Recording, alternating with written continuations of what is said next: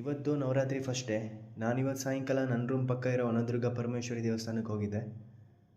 ಈ ದೇವಸ್ಥಾನದಲ್ಲಿ ದೇವಿಗೆ ಪ್ರತಿದಿನ ವಿಶೇಷ ಅಲಂಕಾರಗಳು ಇರ್ತವೆ, ದೇವತಾ ಕಾರ್ಯಕ್ರಮಗಳು ನಡೀತಾ ಇರ್ತವೆ ಮತ್ತು ಹೋಮಗಳೆಲ್ಲ ಇರ್ತವೆ.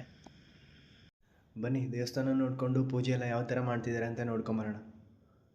ಈ ದಿನ ದೇವಿಯ ಮೊದಲ ಅವತಾರವಾದ ಶೈಲಪುತ್ರಿಯನ್ನು ಪೂಜೆ ಮಾಡ್ತಾರೆ. ಈ ದೇವಸ್ಥಾನ ನೋಡೋಕ್ಕೆ ತುಂಬ ಚೆನ್ನಾಗಿದೆ, ಪೂಜೆನೂ ಅಷ್ಟೇ ಅದ್ಧೂರಿಯಾಗಿ ಮಾಡ್ತಾರೆ.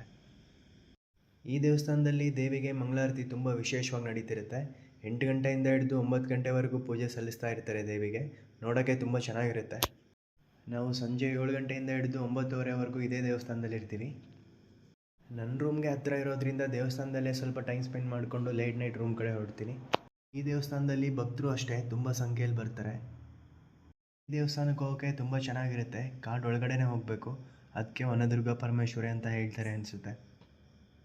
ಎಂಟ್ರೆನ್ಸಿಂದ ಹಿಡಿದು ದೇವಸ್ಥಾನದವರೆಗೂ ಲೈಟಿಂಗ್ಸ್ ಎಲ್ಲ ತುಂಬ ಚೆನ್ನಾಗಿ ಹಾಕಿದ್ದಾರೆ.